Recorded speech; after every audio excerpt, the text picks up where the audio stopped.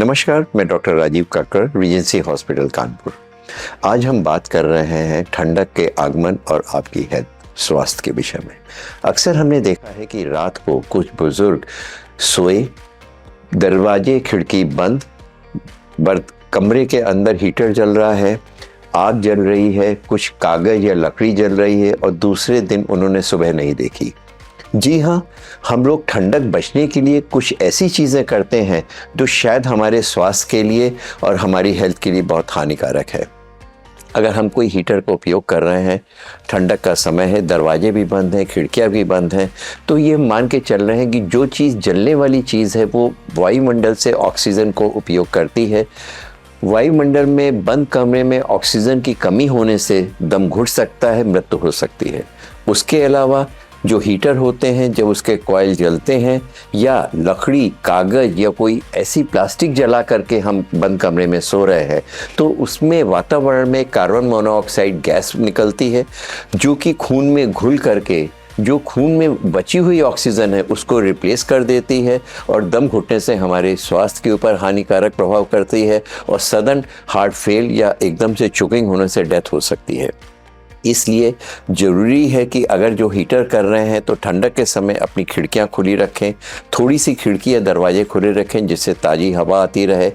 कमरे के अंदर लकड़ी जला करके मत सोएं, प्लास्टिक या वो कागज़ जला के ना सोएं जो कि अंदर एक अजीब तरह की गैस जमा हो जाती है जो आपके हानिकारक है, स्वास्थ्य के लिए हानिकारक है। स्पेशली वो लोग जो बुज़ुर्ग हैं, जो प्रेग्नेंट वुमेन हैं, छोटे बच्चे होते हैं, ये बहुत प्रोन होते हैं दम घुटने से। और इस तरह की सांस के मरीजों को, विशेष करके जो सांस के पेशेंट हैं जिनको दमा है, उनको सीवियर सांस का अटैक हो सकता है और हॉस्पिटलाइजेशन या आईसीयू में एडमिशन हो सकता है। इसके अलावा जो आग जलती है, जो हीटर होती है, इसका प्रभाव हमारी आंखों के ऊपर पड़ता है, आंखें लाल हो जाती हैं, उसमें इरिटेशन होता है। इसका प्रभाव हमारी सांस की नलियों में पड़ता है। बहुत ज़्यादा सूखी हवा के कारण सांस की नलियों में सूजन हो जाती है और सांस का अटैक पड़ सकता है। सांस की नलियों में बहुत ज़्यादा ड्राइनेस होने से सेकेंडरी इन्फेक्शन या वायुमंडल से या बाहर जाने की वजह से और दूसरे मरीजों से कोई इन्फेक्शन हो करके आपकी बॉडी में स्प्रेड कर सकता है। निमोनिया या बहुत सारे इन्फेक्शन होने के लिए आप प्रोन हो जाते हैं। उसके अलावा स्किन में इचिंग हो सकती है, ड्राई स्किन हो सकती है, स्किन में चकत्ते पड़ सकते हैं। तो बंद कमरे में कोई वो चीज़ें ना जलाएं जिसका सीधा प्रभाव हमारे हेल्थ के ऊपर पड़ता है। आप ठंडक को एंजॉय करें उसमें, लेकिन वो चीज़ें ना करें जो आपके स्वास्थ्य के लिए हानिकारक है। कुछ चीज़ें ठंडक के समय अक्सर हमने सुना है कि बच्चों को या बुज़ुर्ग लोग कहते हैं कि थोड़ी सी ब्रांडी ले लें या अल्कोहल ले लें या रम ले लें, हमारी जो गर्मी है वो आ जाएगी। ये पूर्णतः भ्रांति है।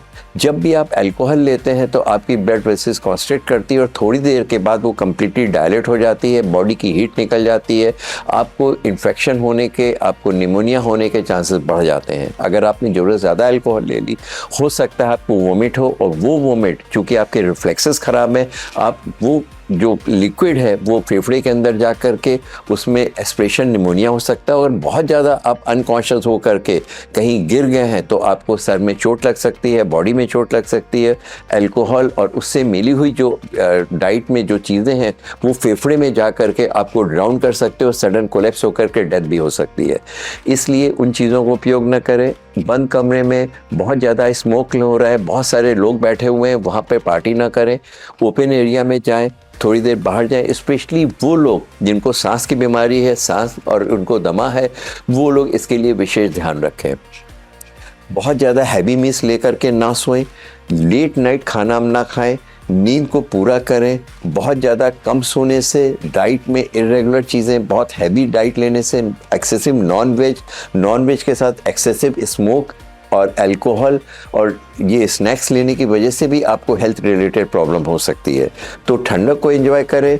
बहुत हेल्दी डाइट इस समय अवेलेबल होती है मार्केट में, उसको लीजिए, घर का बना हुआ खाना खाइए, प्रॉपर स्लीप लीजिए और ठंडक को एंजॉय करिए। Thank you.